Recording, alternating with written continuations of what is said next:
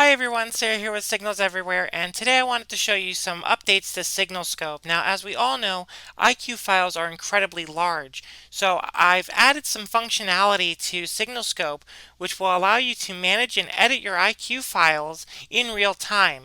So what I mean by this, for example, is we can come down here to our IQ recorder, and let me just do a normal recording. So this is going to do a recording. It's already actually 10 seconds into the past because we have a buffer here, but this is going to do a recording of baseband, which means we're going to go from 143.8 to 146 roughly megahertz across the entire bass band, or the base of the band that we can see currently on our screen. So from one side to the other, that's what it's recording. And that will obviously create a large IQ file over time. Now what we can do with this is let's go ahead and load up our larger baseband file recording.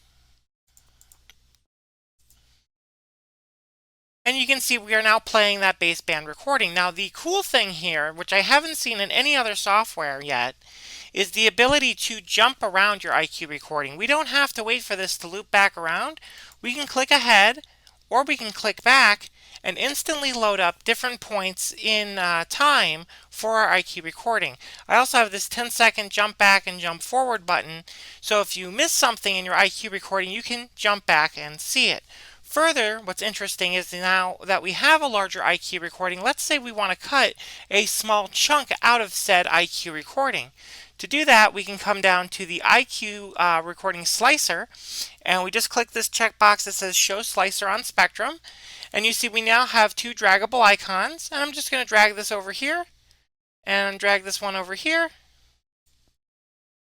And now you can see that that's going to start from 144.34 to 144.44, and it's going to take up approximately 97.9 kilohertz of bandwidth. Now that is much less data than we would have had with baseband.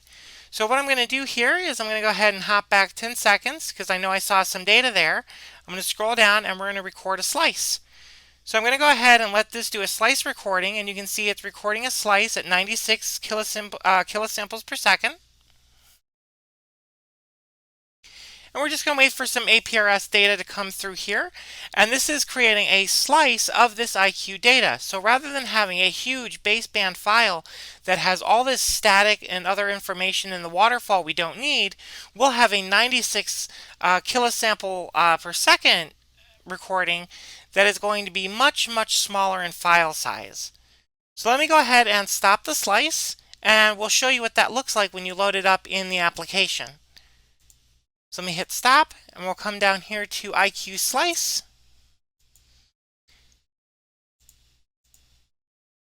And you can see that it's a bit blown up now, and the reason for that is because we're taking that 96 kilosymbols per second, or kilosamples per second rather, and we're stretching it out across the entire band that we're able to see in our FFT and waterfall. So it's going to look a little stretched out. The cool thing is, however, we're still able to decode from this. So if I take and place a decoder at 144.39,